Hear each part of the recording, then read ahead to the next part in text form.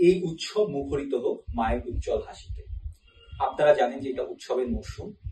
এই উৎসবের মধ্যে অনেকের মন খারাপ, কারণ সন্তান আসছে না।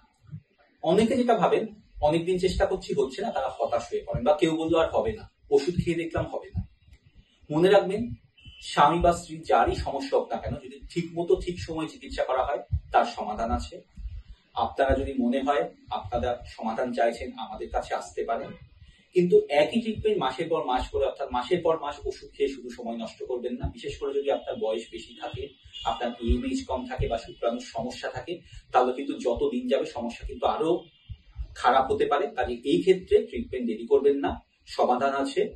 আমরা চাইবো সামনের উৎসবে যেন আপনার মুখেও হাসি থাকে।